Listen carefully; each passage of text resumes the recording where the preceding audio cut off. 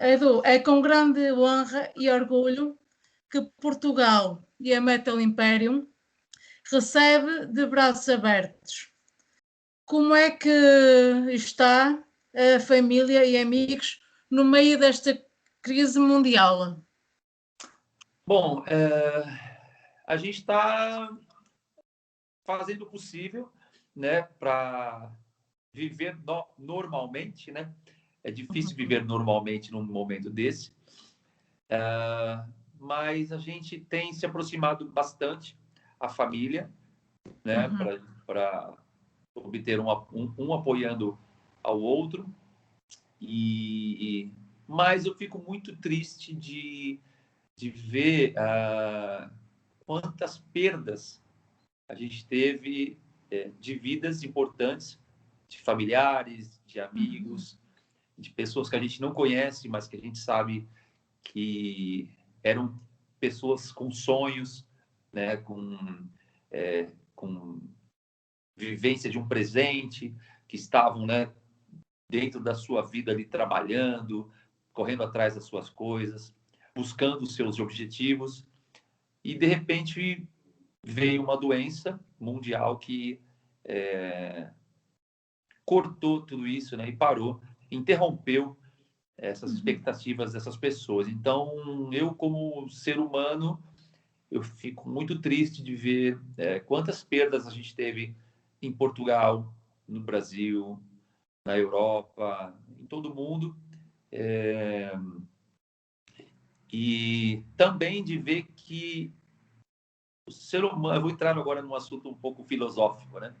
Sim. Mas de ver um pouco como o ser humano não está preparado para uma situação dessa, né? Porque a gente teve exemplos de países que conseguiram resolver a situação da melhor forma possível, e a gente teve exemplos de países, no caso do Brasil também, de que tudo foi uma bagunça, né? Uma bagunça por parte do governo, uma bagunça por parte da própria população, que não respeitava, uma boa parte da população não respeitava o distanciamento social, pessoas que não se preocupavam com a vida da outra pessoa, ou não acreditavam que tudo isso era verdade. Então, eu acho que a mídia também, a grande mídia, né, principalmente no Brasil, ela é muito confusa. Não sei como é em Portugal, mas aqui no Brasil, muito confuso. Uma televisão fala uma coisa, outra televisão fala outra coisa. Então, foi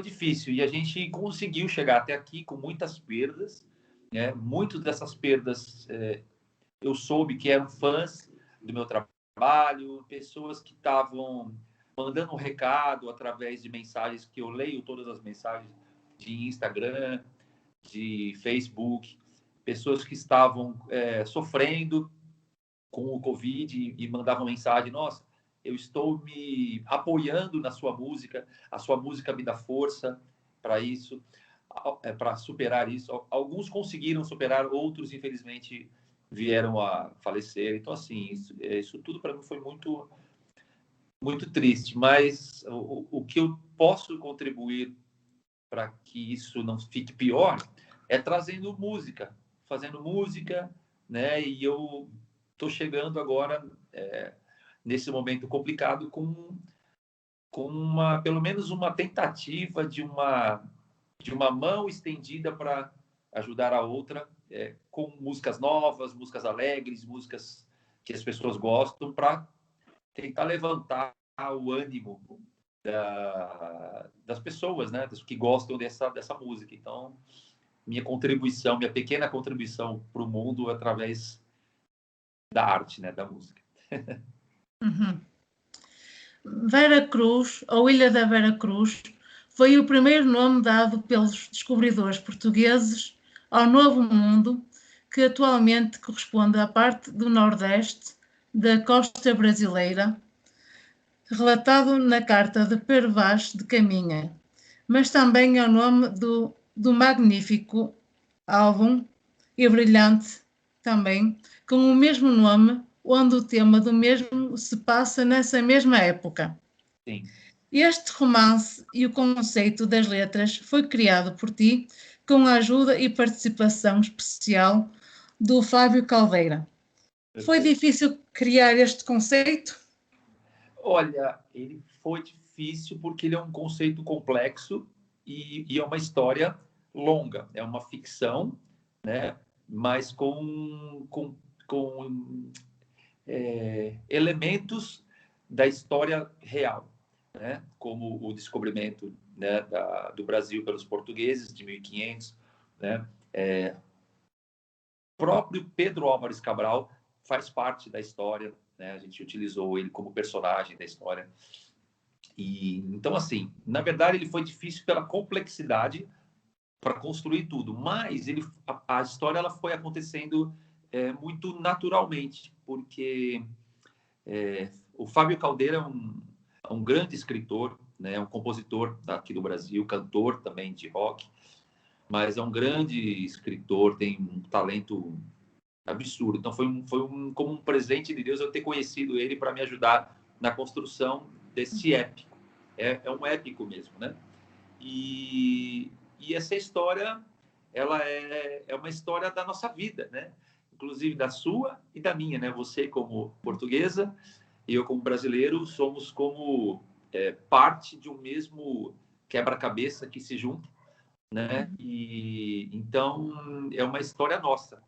Por isso que eu fiquei feliz, porque eu queria muito contar em algum disco, né? Eu ter a chance de poder falar sobre a minha própria origem, as minhas origens, né, principais, as minhas raízes, né, como brasileiro. E que, obviamente, vem de influências, né, europeias e diretamente da influência dos portugueses, né? Então, foi uma honra para mim poder ter, nesse momento, a oportunidade de contribuir com com essa história criada, né, inicialmente por mim. Eu desenvolvi a história básica, né, e passei o conceito para o Fábio Caldeira, que desenvolveu todos os detalhes, né, nome de personagens, datas, lugares. Ele conseguiu ambientalizar todo o enredo, né, esse romance, como você falou.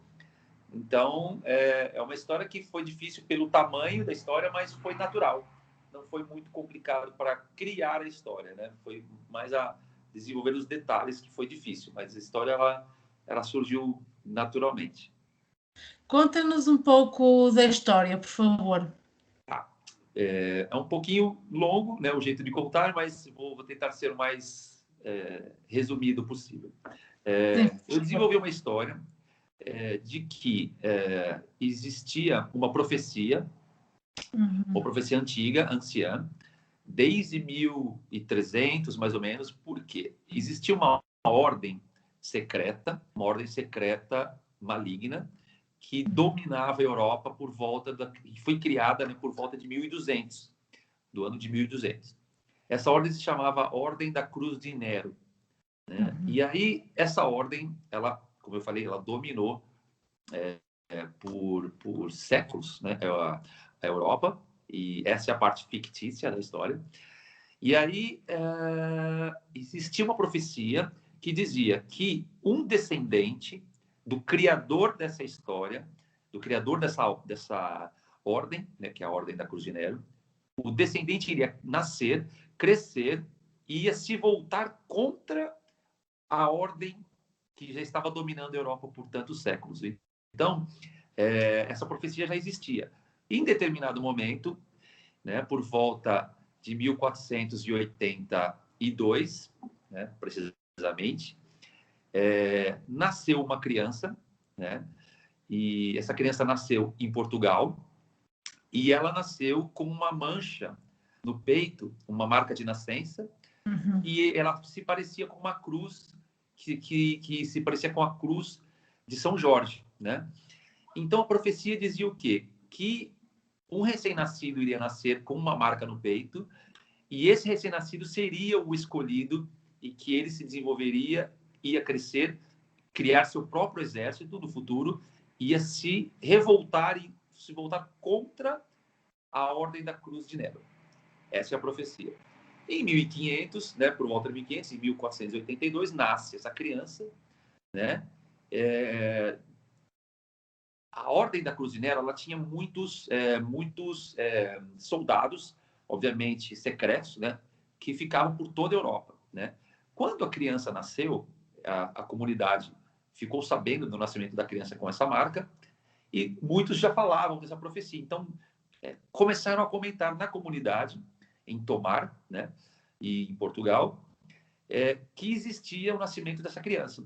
E isso chegou até os ouvidos dos membros, né, dessa Ordem da Cruz de Nero, falando, olha, nasceu uma criança que pode ser a criança da profecia. Né? O Bispo Negro, que era o chefe daquele momento, né, o termo Bispo Negro, ele era passado de tempos em tempos para quem fosse o líder da ordem de cada tempo, porque a ordem estava durando mais de 300 anos. Uhum. Então, o Bispo Negro, naquele momento, falou, olha, a gente não pode deixar essa criança nascer e se desenvolver e crescer, porque ela não pode cumprir a profecia. E ele manda membros dessa sociedade secreta ir atrás da onde a criança nasceu para matar a criança. Que é aí que começa a primeira música do disco, que se chama Burden, que tem aquela introdução, que é essa parte da história que eu vou te contar agora, que é quando a mãe descobre, ouve falar, e falam para ela, você tem que fugir porque estão tentando matar o seu filho, eles vão vir buscar o seu filho, porque eles acham que o seu filho é o escolhido.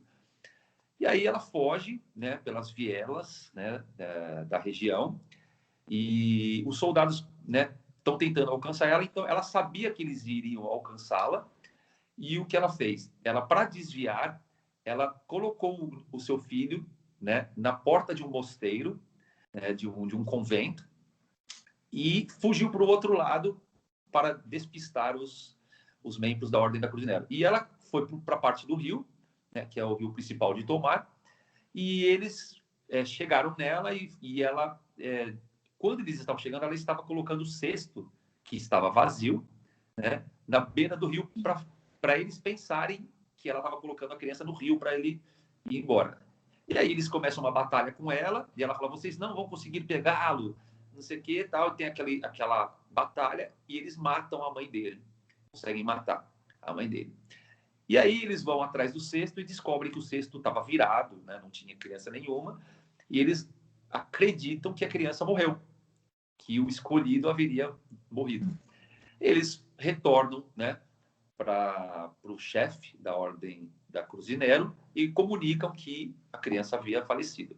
Na verdade, a criança já estava na porta do convento e foi resgatada pela irmã Rosa, ela se chama Rosa, a irmã Rosa, ela tinha olhos azuis, né?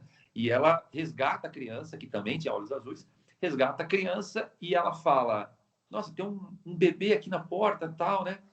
E ao ver a cruz, né, a marca de nascença em formato de cruz de São Jorge, ela fala, o seu nome vai ser Jorge. Eu vou dar o seu nome de Jorge. E ela bota o Jorge para morar no convento junto com outras crianças abandonadas também que viviam naquele convento, né? E no mosteiro. E aí ela passa a cuidar dele, né, durante toda a sua infância. E existia o chefe daquele convento, o que cuidava, né, daquela instituição, era o Dom Abelardo, ele chamava Dom Abelardo, e ele sabia muito bem da profecia, estudava muito aquela questão da profecia e começou a desconfiar que realmente o Jorge poderia ser... eles não sabiam daquela tentativa de assassinato, né, que mataram a mãe dele, mas ele começa a relacionar com o tempo o Jorge à profecia, porque o Jorge ele tinha muitos pesadelos, muitos sonhos, né? E ele falava de coisas do passado, que ele via soldados templários sendo assassinados, guerras. E, então ele tinha muitas essas coisas que o Dom Abelardo começa a falar, olha, eu acho que esse menino pode ser realmente o escolhido da profecia, né? E aí o que ele faz? Ele começa a criar uma proteção para essa criança, porque ele sabia que essa criança iriam tentar matá-la quando descobrissem que ela estava viva. E aí que vem o Pedro Álvares Cabral, que ele era de fato, na vida real, isso é verdade, Pedro Álvares Cabral, ele era membro dessa sociedade da Ordem de Cristo. Ele era cavaleiro da Ordem de Cristo, o próprio Pedro Álvares Cabral. Isso é história, isso é verdade. E aí ele incube Pedro Álvares Cabral de cuidar e proteger do Jorge enquanto ele vai crescendo. E aí o Jorge sofre algumas... Vou resumir, né? O Jorge ele sofre algumas tentativas de assassinato durante uma festa, inclusive, que se chama Festa dos Tabuleiros, que existe em Portugal, em Tomar, até hoje, né, existe essa festa. Essa festa é real, sim, sim. em formato medieval. E aí ele sofre um atentado lá e eles pensam, olha, precisamos tirar o Jorge da Europa, porque a Ordem da Cruz de Nero vai matá-lo, em algum momento vai matá-lo. E aí o Pedro Álvares Cabral, que aí vem a ficção, o Pedro Álvares Cabral indica para a Irmã Rosa, para o Dom Abelardo, que ele deveria levar Jorge na viagem dentro da caravela para a Índia, né? E aí, quando ele fala isso, eles falam, realmente é o melhor caminho, vamos fazer isso, e convencem o Jorge aí, que vai com um amigo dele, inclusive, junto, que chama Arthur, e ele tinha 18 anos, né? Já estava maior de idade, então ele foi, embarcou naquela grande aventura de ir para o mar, para o alto mar, em pleno 1500, né? Numa caravela, a madeira, né? De madeira, e numa grande aventura. Então, ali começa a história da vinda para o Brasil, né? E ele entra na caravela e vem para o Brasil. Na caravela existiam infiltrados, espiões da Ordem da Cruz de Nero também ali, que vêm para o Brasil junto com ele. Então, eles, tentando resumir aqui, eles vêm para o Brasil com a caravela e que chegam no Brasil e se deslumbram com aquela natureza, aquele mundo que eles nunca tinham visto, né? E que eles denominam como Ilha de Veracruz. Por isso que o disco chama Veracruz. Eles achavam que era uma ilha, né? E aí, quando eles chegam no Brasil, que é a parte do disco que é a música chamada Land Ahoy, né? Que é quando ele chega e, né, que tem aquele... É a minha música preferida. A minha também. E aí é o momento que ele se deslumbra com aquela beleza natural do Brasil. E aí decorre, né? Aí ele fica no Brasil, ele conhece a comunidade indígena do Brasil, que salva ele de um atentado no Brasil, porque os infiltrados vieram no navio e falaram, olha, vamos explorar a terra e quando a gente entrar na floresta, a gente tenta matar ele, porque ninguém vai saber que ele vai estar dentro da floresta, ninguém vai poder protegê-lo, né? Então eles tentam matar ele e ele é salvo pelos índios, né?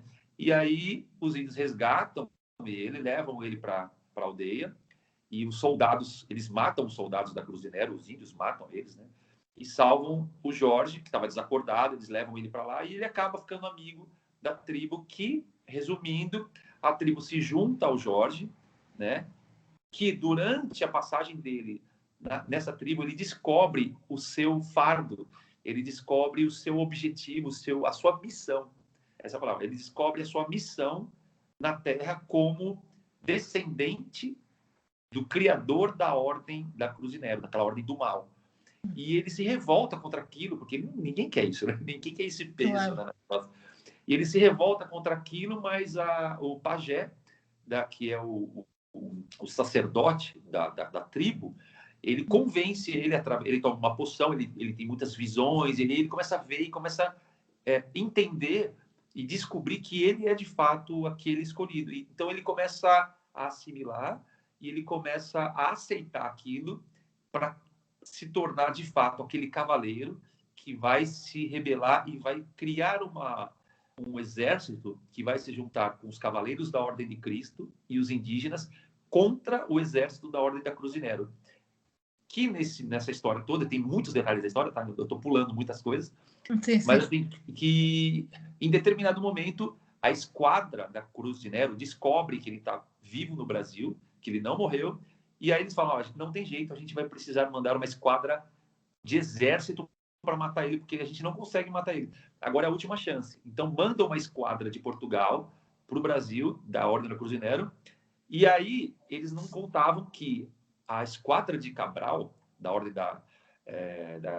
de Cristo, né, da Ordem de Cristo, também tinha uma esquadra muito grande, estava vindo atrás da Ordem da Cruz de Nero para defender e para lutar na guerra. Então, quando eles chegam, o exército do mal, que é essa Ordem da Cruz de Nero, eles não têm chance, porque está o exército do Jorge montado no Brasil com os indígenas e com a esquadra de Cabral que está vindo para ajudar na guerra.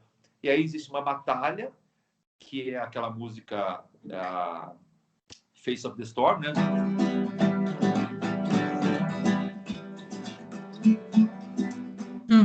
E aí que tem todo aquele conceito cinematográfico, isso é muito importante a gente ter na matéria, na entrevista, deixar claro que isso é um álbum cinematográfico, porque tem muitas passagens que eu quis que o fã ouvisse a história e se sentisse dentro da história. Por isso que tem cenas de batalha, você consegue ouvir a cena, não só eu descrever na letra, mas você sentir que você está dentro da história. Tem narrações, tem falas de personagens. Então, e aí tem a batalha final.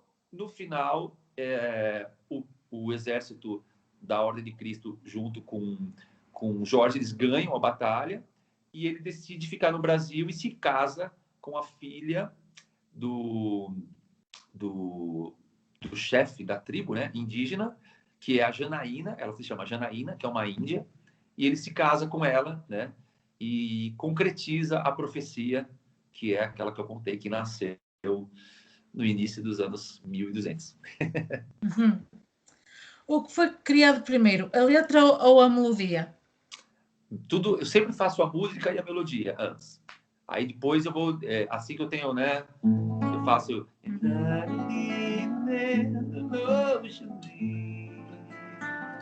Eu desenvolvo a melodia e depois eu encaixo as letras em cima disso que eu desenvolvi.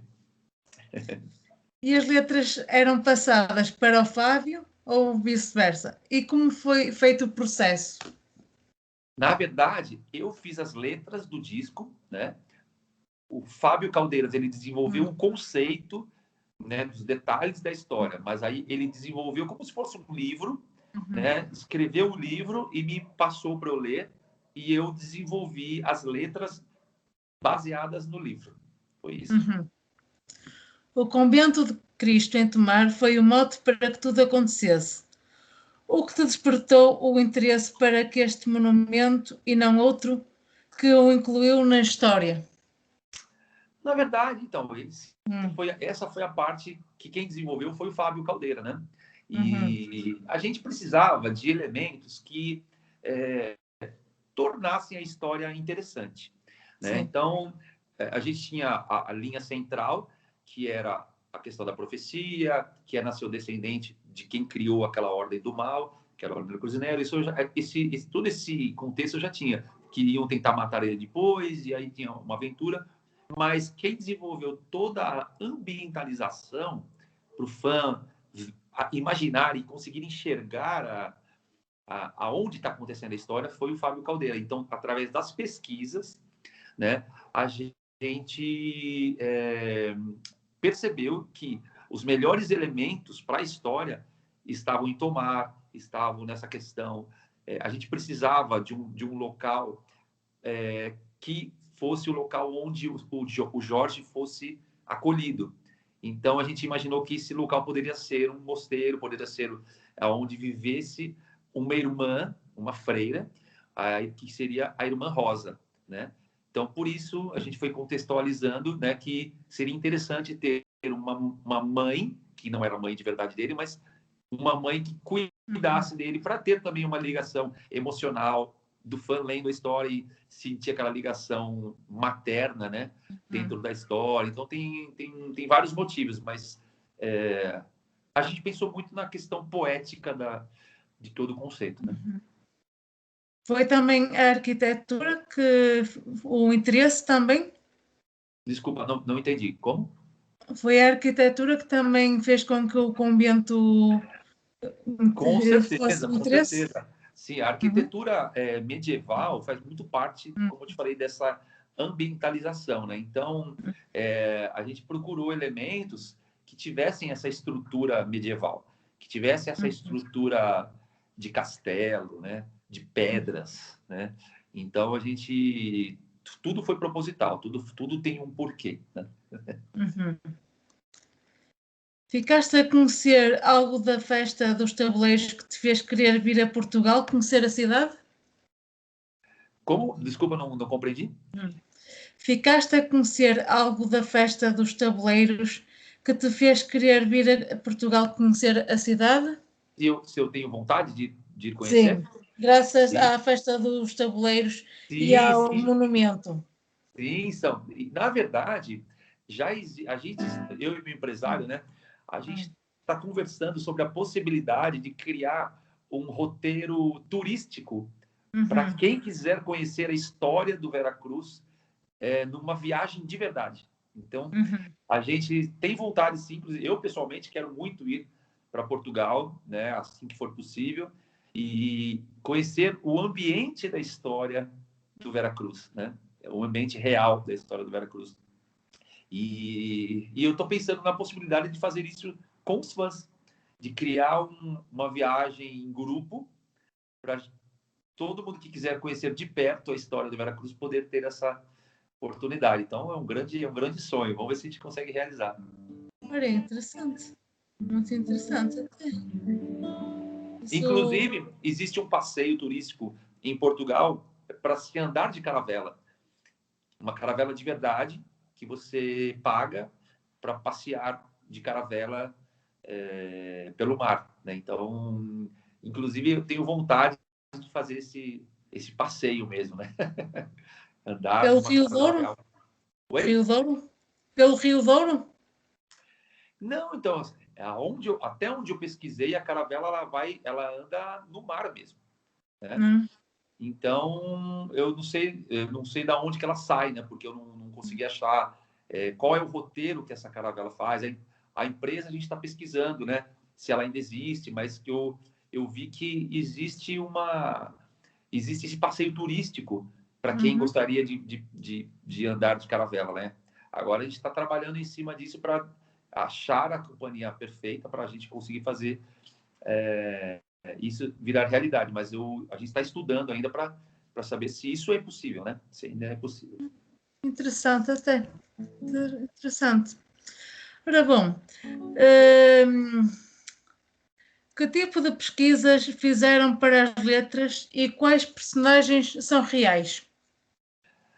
Bom, personagem real é o Pedro Álvares Cabral, né? Sim. E é membro da Ordem de Cristo.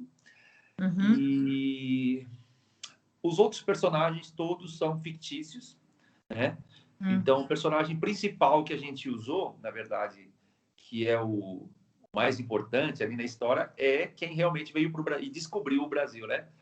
Então, por isso, assim, a gente tinha essa conotação de que o cara que fosse, a pessoa que a gente quisesse usar como personagem real, teria que ser alguém muito importante. Então, por isso que escolhemos o Pedro Álvares Cabral, porque ele foi a causa da vinda dos portugueses para o Brasil e a gente tem essa ligação até hoje com Portugal, né? Então, os outros personagens são todos fictícios. Edu, uma curiosidade, porque eu comprei o Digibook e por isso eu assisti à live no dia 12, que aqui foi no dia 13, à 1 da manhã. Tava tarde. Não, mas eu assisti com o maior prazer. Quem é o Bispo Negro e se está relacionado com o Jorge a nível parentesco? Sim, então, Hum, o Bispo Negro, na verdade, é assim, como eu te falei, o Bispo Negro ele é uma, um título que é passado uhum, de geração em geração, né? E assim como é passado o título de príncipe, né? O título de rei, então é sim, passado, sim. né? De geração. Então o nome Bispo Negro ele é um título que foi passado desde que se foi criada a Ordem da Cruz de Nero em 1200 pelo primeiro criador, né? Essa Ordem da Cruz de Nero ela vai totalmente contra os preceitos de Cristo, né? Então, ela é contra isso, né? E então, e de toda a história que gira em torno da existência de Cristo. Então, esse nome Bispo Negro, esse título de Bispo Negro, ele vai sendo passado, né? Existiu o primeiro, que foi o criador da ordem da Cruz de Nero, e o Jorge, ele é descendente direto, ele é como se fosse o tataraneto do criador da ordem da Cruz de Nero.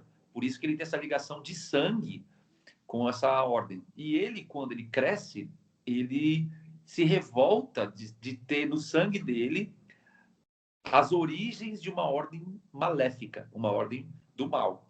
E ele não quer aquilo. Ele fala, não vou fazer parte disso. Por isso que ele se levanta contra aquilo e luta, e cria seu próprio exército e luta naquela batalha final contra a existência dessa ordem, entendeu? Então, basicamente é isso. Este álbum tem até uma equipa de sonho que deixa qualquer um ruído de inveja e conta também com 11 participações especiais. Falemos dos cantores convidados, o Max Cavalera e Elba Ramalho. Quais os critérios de escolha para as músicas e para os convidados que compuseste para eles, por favor? Sim, bem como você falou, a gente tem uma equipe muito grande trabalhando nesse projeto e desde a concepção da capa, que é um dos melhores, se não o melhor designer de capas de heavy metal que eu conheço, que é o Carlos Fides. E daí, obviamente, existem os músicos da banda, né, que estão comigo já há muitos anos já.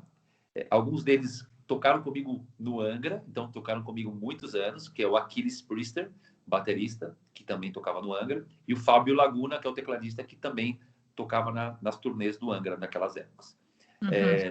Tem uma banda como Rafael Dafras, que é o baixista, Diogo Mafra, que é o guitarrista, e o Roberto Barros, que também produziu o disco comigo, que me ajudou na formulação das músicas, do instrumental, das notas, as melodias e harmonias. Então, ele foi o produtor junto comigo. Então, Roberto Barros, além de ser o guitarrista da banda, também foi produtor do disco. Eu tenho a participação de uma peça-chave chamada Pablo Greg, é o nome dele, Pablo Greg, que é a cereja do bolo do Veracruz. Por quê? Por ser um disco conceitual e cinematográfico, como eu falo sempre, é um disco cinematográfico, o Greg, ele foi responsável pela criação das orquestras, todas as orquestrações, né, para o disco. Então, ele tem muitas influências, né, de John Williams, de orquestradores de trilhas de filmes que a gente conhece de Hollywood, né? E quando eu conheci o Greg, que também foi um presente de Deus, assim, eu falei para ele, Greg, eu quero um disco que tem uma música fantástica e épica, de música de cinema. E ele falou, então, eu vou fazer isso para você. E aí, o Greg contribuiu muito para trazer esses elementos. O Greg, hoje em dia, no Brasil, ele é o maior e melhor arranjador e criador de orquestras MIDI do Brasil. Ele é o top do top do top. Então, eu tive uma equipe só de Cristianos Ronaldos, né, dentro do meu time. No meu time, a minha esquadra só tinha Cristiano Ronaldo, né? E você, obviamente, conhece o jogador Cristiano Ronaldo. Então, é um time muito forte que eu juntei. Sim. Então, assim, além dessas pessoas, tem os gênios, né, que eu convidei para o meu disco, que é Max Cavalera, que é ex-vocalista do Sepultura, que é uma lenda, né, mundial dentro do thrash metal. Sim.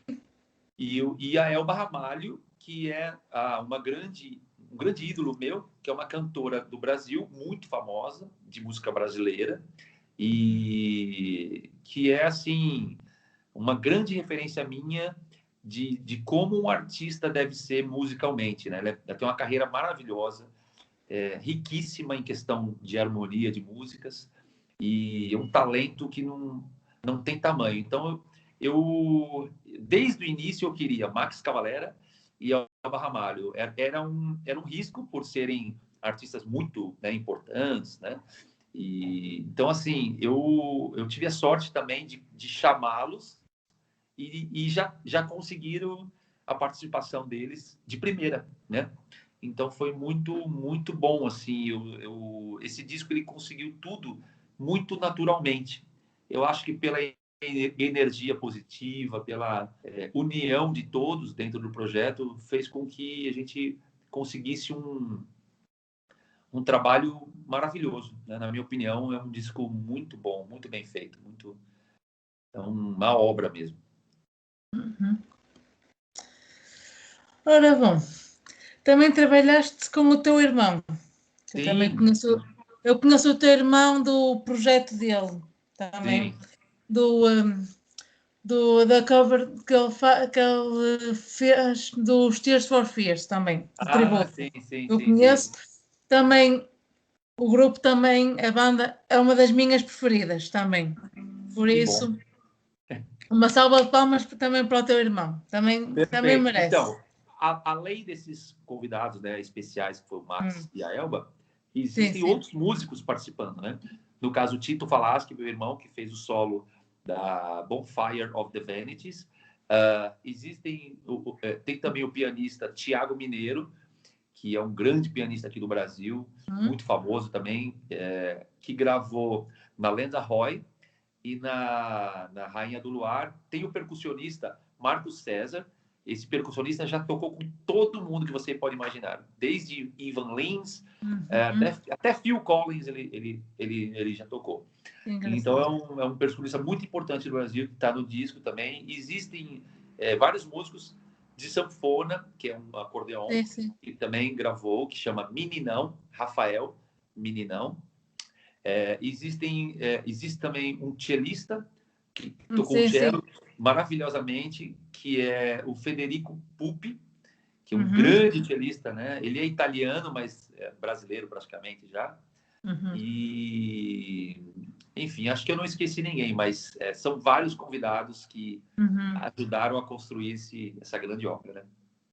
E o coro gregoriano, como é que surgiu essa participação do coro gregoriano? A ideia foi o seguinte: durante a chegada de Jorge com a caravela de Pedro Álvares Cabral, sabe-se pela história, isso é verdade, isso é fato real, que parte da comitiva que veio junto de Portugal para o Brasil era da Igreja Católica, né? E quando eles chegaram, né, no Brasil, existiu uma influência muito forte da Igreja Católica dentro da colonização do Brasil. E aí, naquele período, durante a história, foi uma forma que eu encontrei de representar a Igreja Católica dentro dessa história do Veracruz. E então, a maneira que eu encontrei de representar a igreja e a musicalidade que traria essa atmosfera católica foi através do canto gregoriano. Então, por isso que a gente usou aquele canto gregoriano durante a passagem de Jorge e as caravelas de Cabral na música Lenda Roy. Por isso. Ora bom, o trabalho também foi produzido por ti, Roberto, e pelo Tiago. Sim. Fala-nos um pouco das gravações. Sei que o ambiente também foi muito bom, que eu também Sim. fui vendo o processo das gravações. Sim. Bom, Tiago Bianchi, hoje, é o principal produtor de gravações de heavy metal. Ele é o top do Brasil, né? E o Tiago Bianchi, ele me ajudou muito na concepção do som do disco, né? Como achar o som da bateria, como achar o melhor som de guitarra, o melhor som de baixo, dos instrumentos pro Veracruz, para aquilo que eu queria pro Veracruz.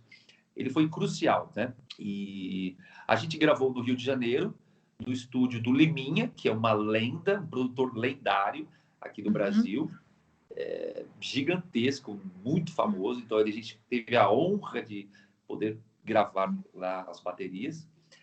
E concluindo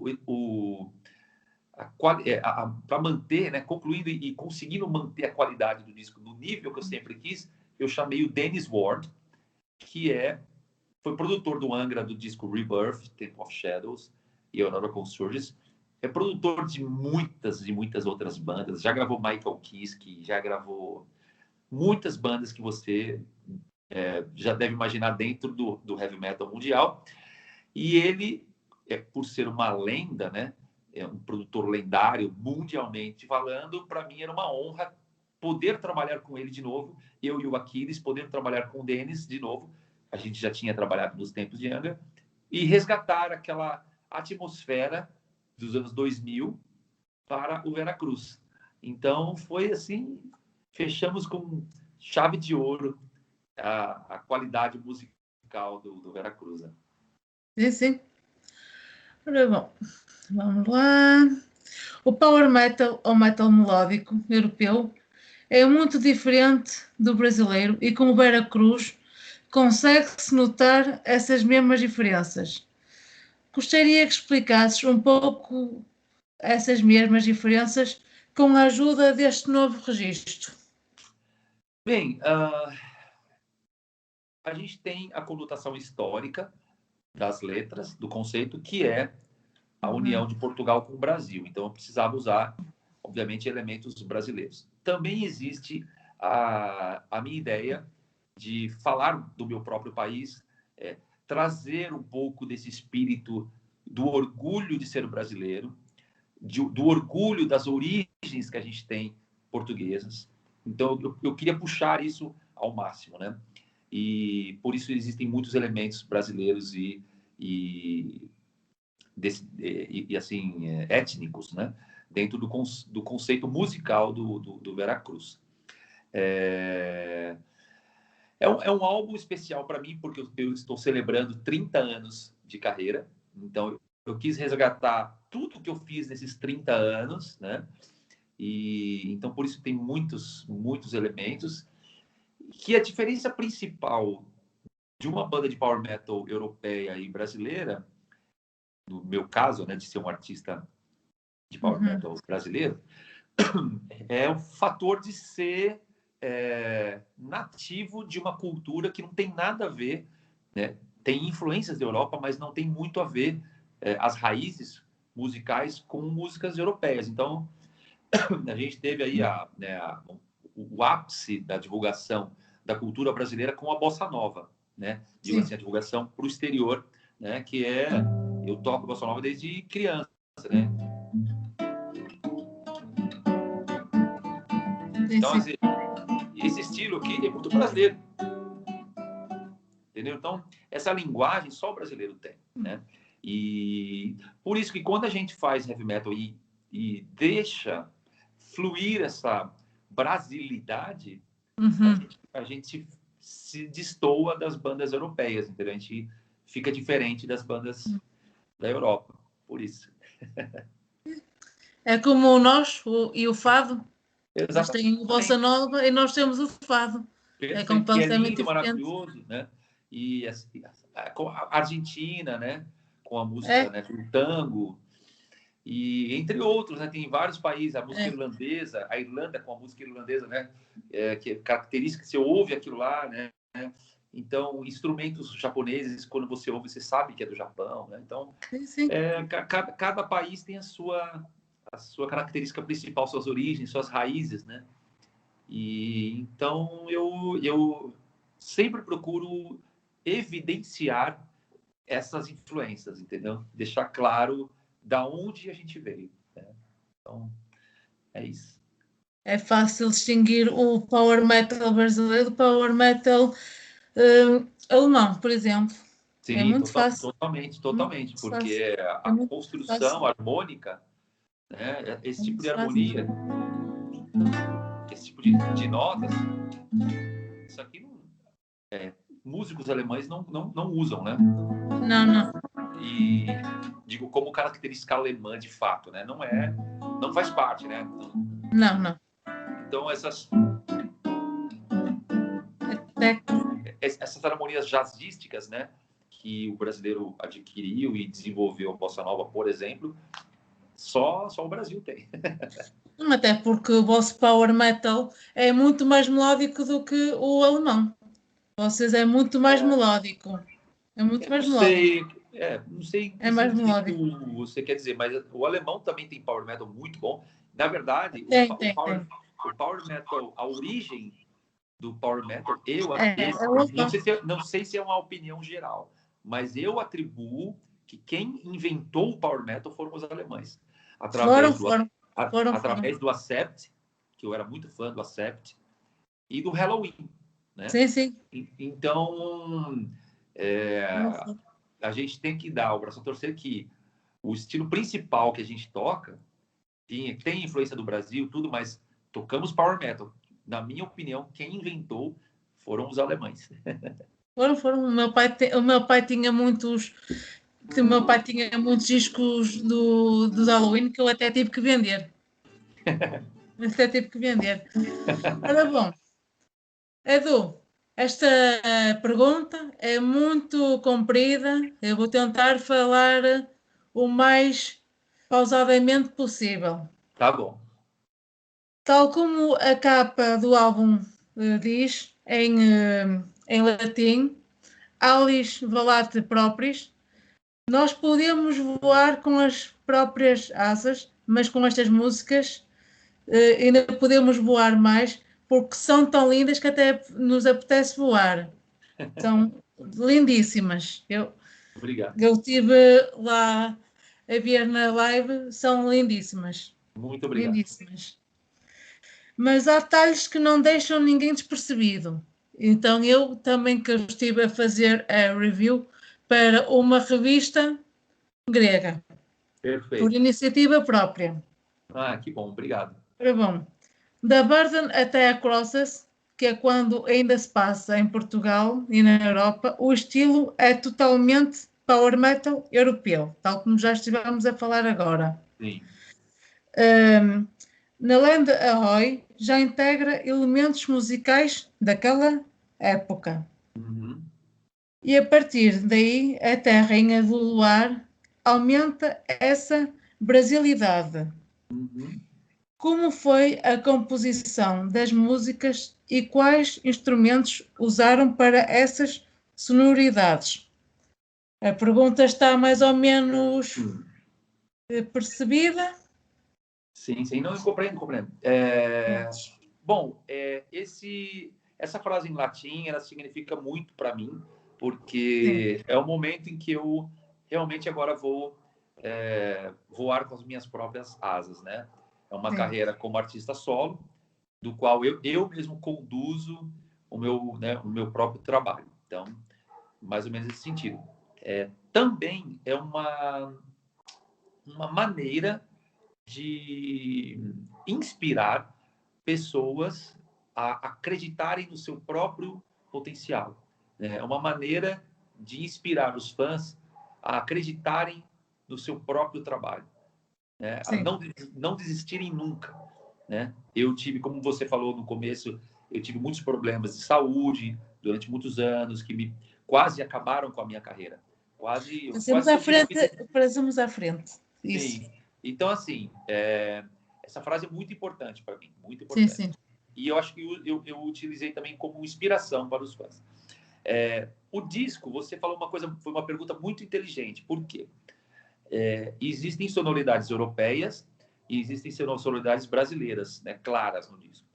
E eu montei propositalmente de uma forma que a primeira metade do disco, até a Lenda Roy, ele é um disco mais europeu. Por quê? Porque eles estavam na Europa ainda, eles não tinham vindo para o Brasil, né? É o momento que o Jorge está crescendo lá sob os cuidados da irmã Rosa. É o momento que ele participa da festa do tabuleiro, né? Que é a música Sea of Uncertainties. É o momento que existe a conversa e a ideia da Irmã Rosa de convencer o Jorge a ir embora para o Brasil na caravela. Então, aquela música é a música da despedida, né, dele com ela. E ele fala, durante a letra, né, eu escrevi de uma forma mais poética, ele sempre olharia para o céu para lembrar dos olhos dela, para lembrar dela e se sentir perto dela sempre, mesmo estando no mar. Que lá no mar, durante o dia, ele olharia para o céu azul e iria lembrar dela. Por isso que a música chama Skies in Your Eyes, porque ela tinha olho azul, ela tinha a cor do céu nos seus olhos, né? E ele fala também, eu vou trazer comigo algumas rosas, porque dessa forma eu trago comigo o seu nome, porque ela se chama Irmã Rosa, né? Então, é uma música da despedida, do momento deles, mas tudo isso se passa na Europa, né? E aí vem a chegada para o Brasil, que é a Lenda Roy. Por isso que chama Lenda Roy. Lenda Roy é um termo em inglês que os marinheiros, né, eles gritavam Lenda Roy quando eles encontravam uma terra, né, que é terra à vista, né? Então, dali para frente, da Lenda Roy para frente, começa mais brasilidades nas músicas, porque já estavam no Brasil, já se passava no Brasil.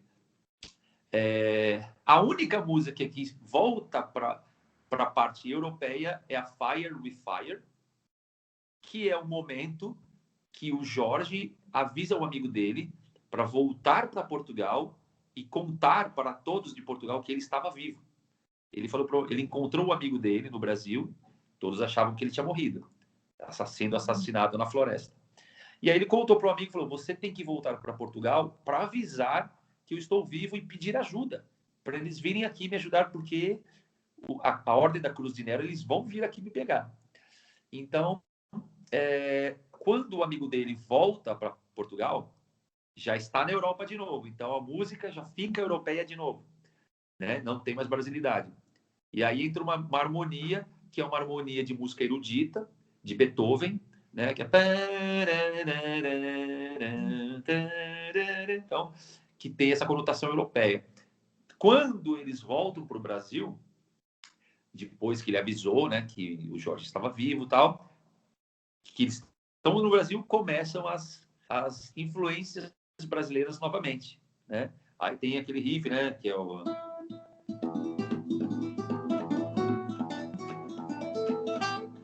que é um riff, é um ritmo brasileiro, né, nordestino. Então, é tudo proposital, tudo foi pensado. E vai assim até o final, quando tem a música, né, que é mais indígena, né, tem percussor, entendeu? E também a Rainha do Luar, que tem Elba Ramalho cantando em português, né, e é uma bela música de encerramento, que representa o casamento da Janaína com o Jorge. É uma música de amor, é uma música de união. Quando acaba a guerra, eles ficam juntos e ele fica no Brasil com ela. Lenda Roy foi a mais complexa, já que é a mais rica em termos sonoros. Desculpa, foi a mais complexa que? Será que a Lenda Roy foi a mais complexa, já que é a mais rica em termos sonoros? Eu acho que sim. Eu acho que é uma música... Teve um amigo meu, e acho que comentaram também, um outro jornalista comentou, que Lenda Roy seria a minha Bohemian Rhapsody. Seria como se fosse a minha composição Bohemian Rhapsody.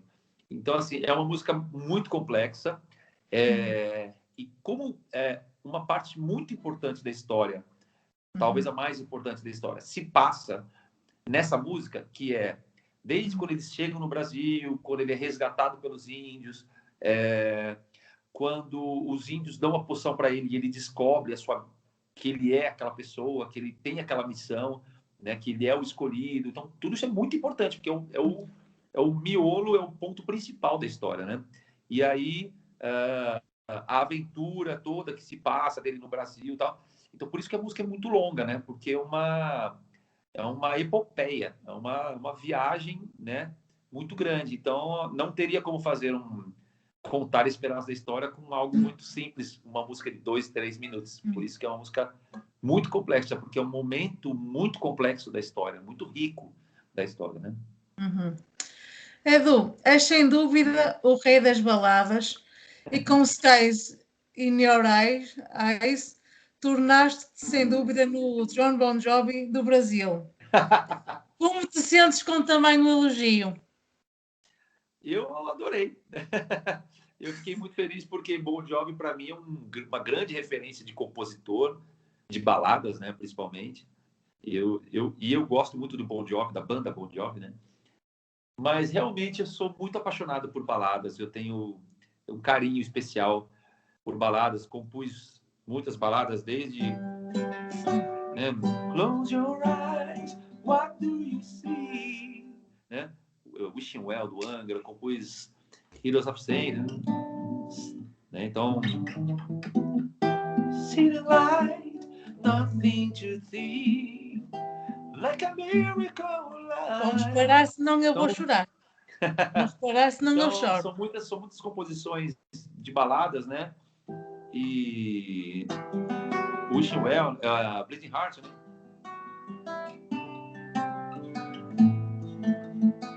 Muitos anos que eu não toco. Oh. Então eu sou muito, eu gosto muito de balada, né? Então fiquei feliz com o elogio, com a comparação. Muito obrigado. Nada, nada. Eu é que não estava à espera de ouvir a Heroes, essas músicas a serem tocadas à minha frente. E Meu ao vivo. Deus, quanta honra! Quanta honra! Meu Deus. Ora bom, Burden foi lançado como um prefácio para o que poderemos ouvir no Vera Cruz. Como é que o vídeo foi feito? E outra pergunta que eu também quero fazer Sim. sobre o misterioso vídeo. Como é que vai ser Sobre o quê? Desculpa. o misterioso vídeo?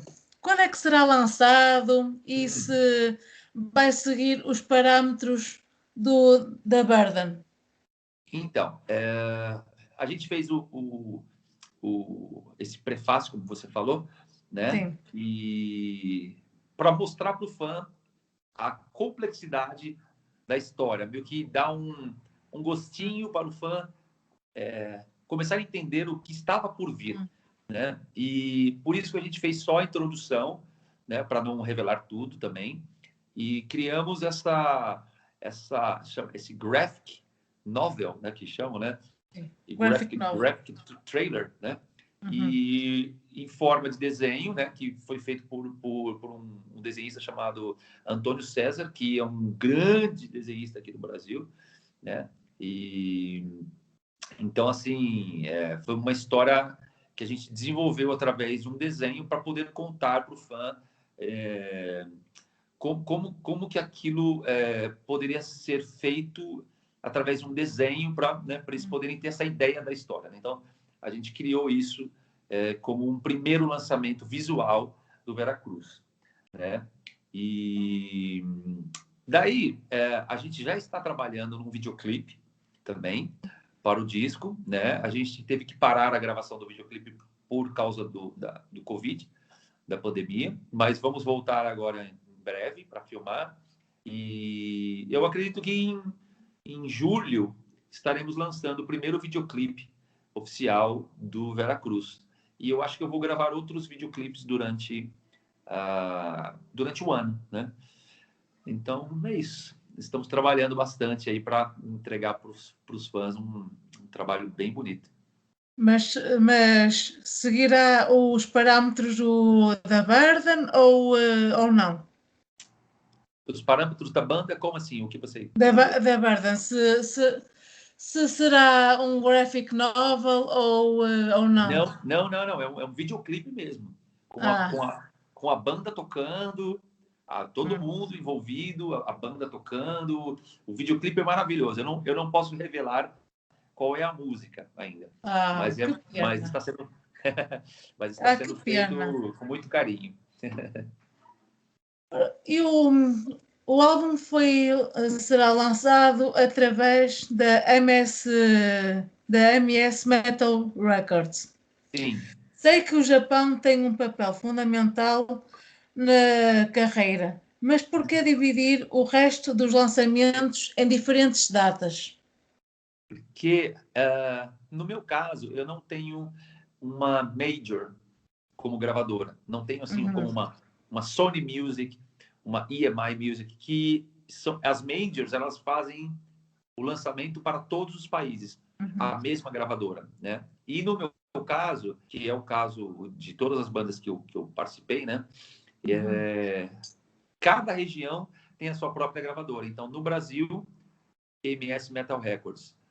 Na Europa, a gente vai ter um lançamento por uma distribuidora, não é gravadora, né? A gente vai pegar uma distribuidora local que vai fazer a distribuição do álbum na Europa. No Japão é a King Records e vai ter na Argentina a Icarus Records, né? Então a gente está conversando com outras gravadoras de outros lugares, como no México, na Coreia do Sul também vai ser lançado por uma gravadora local. Então temos gravadoras divididas pelo mundo, que a gente acha que é o melhor caminho para esse estilo que a gente faz, é o melhor jeito de se lançar. Por serem gravadoras diferentes, cada gravadora tem a sua data, entendeu? Então, no Brasil, uma gravadora fala, vou lançar nesse dia. A outra gravadora fala, vou lançar naquele dia. Então, as diferenças das datas está por isso, porque são gravadoras diferentes, né? No dia 12 foi o lançamento do álbum no Japão e por isso mesmo ficou no número 1 através da Amazon japonesa. Sim. No meu nome e da Metal Imperium, os meus parabéns, Edu. Muito obrigado a vocês todos que sempre me apoiam. E eu fiquei muito feliz de chegar ao primeiro lugar da maior loja de disco do Japão, acho que talvez hoje em dia do mundo, né? Que é a Amazon, e ficar na frente de grandes ídolos meus, né? E bandas que eu sou fã. Então, foi uma honra mesmo poder ter conquistado logo, muito rápido, né? O lançamento foi dia 12. Eu acho que 3 dias depois, a gente já estava em primeiro lugar nas vendas do Japão, né? Então, foi uma grande alegria. Como é que foi o lançamento no Japão? O lançamento no Japão, como eu falei, através da King Records, né? Eles fizeram uma pré-venda lá no Japão e de um CD acrílico, em acrílico, tradicional, que possuía uma bonus track, né? Da Skies in Your Eyes, versão acústica. E daí eles fizeram mais ou menos um mês de divulgação, né, desse disco nas mídias sociais do Japão, nas revistas e tal. E agora a gente está trabalhando na divulgação do disco que acabou de sair lá no Japão. E eu fiz uma entrevista para a maior revista de rock do Japão, de música, né, nem de rock, para a maior revista de música do Japão, que é uma revista gigantesca, que eu nunca tinha feito uma entrevista para eles, chama Geki Rock. G-E-K-I Rock. E saí na capa dessa revista, né? Então, o meu nome está lá como uma chamada especial da matéria, né? Então, um momento muito feliz para mim, muito bom. Para o mercado brasileiro e para os fãs, o álbum será lançado em vários formatos. E com a ajuda do Carlos Fides, a produção foi acompanhada por ti. E como é que foi a escolha dos objetos que os compõem? Então, esse desenvolvimento do material foi feito pela MS Metal Records, né? Eles que deram a ideia de fazer um digibook como livro, porque eles falam, bom, é um disco conceitual, com uma história muito rica, e vamos fazer um livro. E aí, essa ideia veio deles. Então, eles desenvolveram todo o projeto de concepção do material. O Digibook também. A ideia da MS Metal Records de lançar 4 bandejas com pop-up que se levanta, né? E aí o LP, né? Que era um sonho meu, né? Não é uma coisa nova, né? Porque o LP é uma coisa que muitas bandas já fizeram e LP duplo, né? Estão fazendo no momento, né? E era um sonho meu poder ter um disco meu lançado em LP e estou realizando esse sonho também. Então, a ideia do box de pré-venda, a gente fez um lançamento do box de pré-venda, que é aquela caixa estilizada, bonita, que vem camiseta dentro, caneca, uma caneca. É caneca que fala em Portugal também? É, Caneca também. Uma é. caneca e tem também o próprio Digibook, né? Que vem e eu acho que é isso. Esse conceito do box foi eu e meu empresário que tivemos a ideia, junto com uma empresa de distribuição de brindes daqui do Brasil.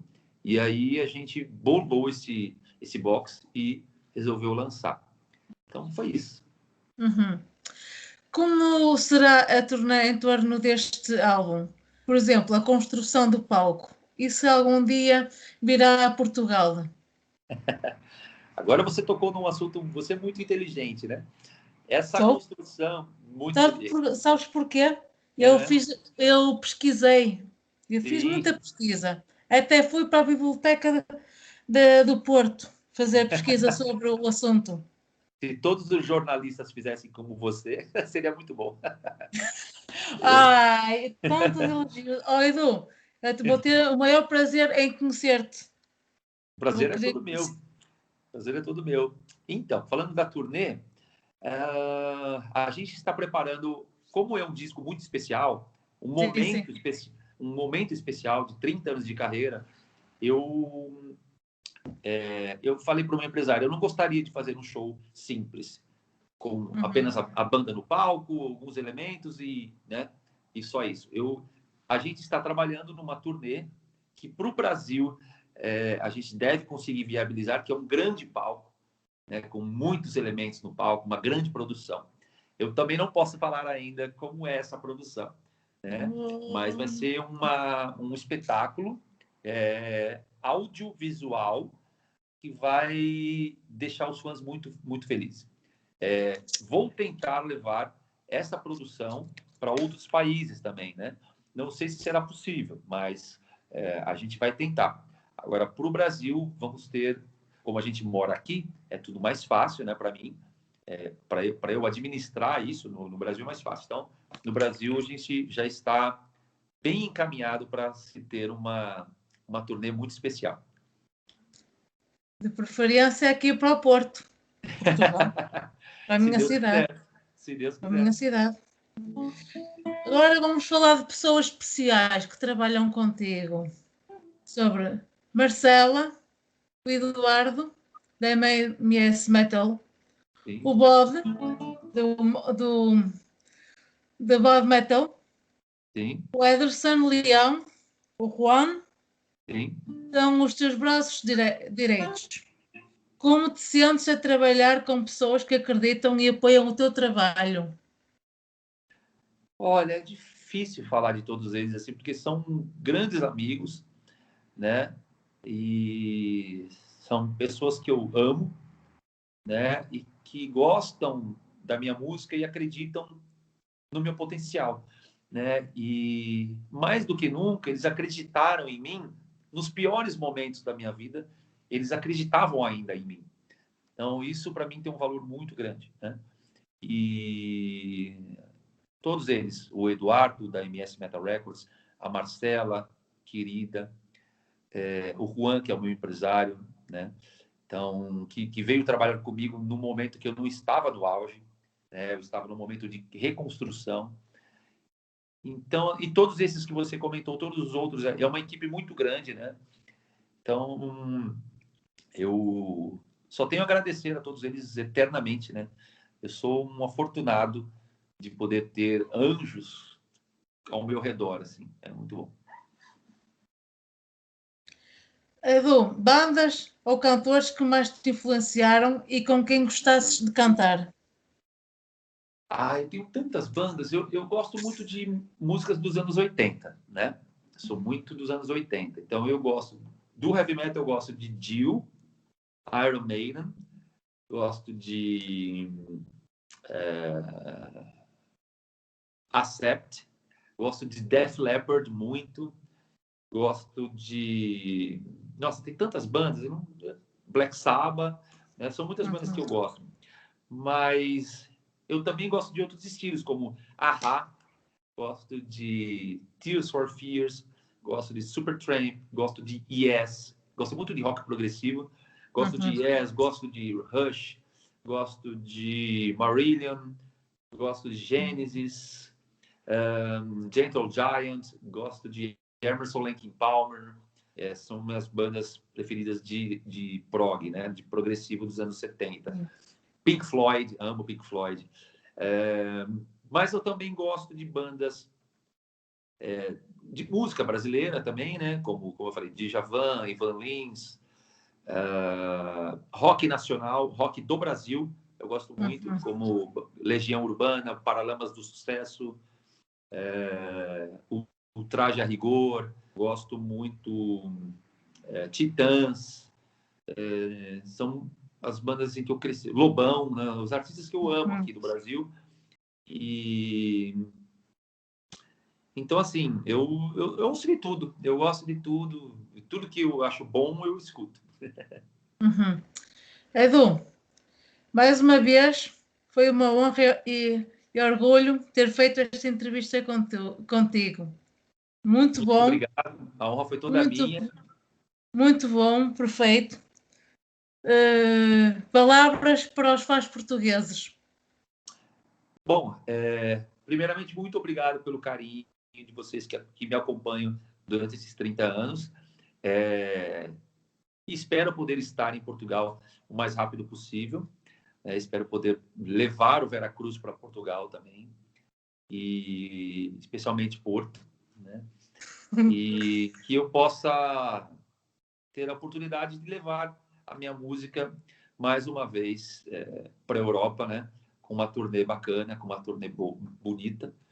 E eu, na verdade, só tenho a agradecer a todos pelo apoio.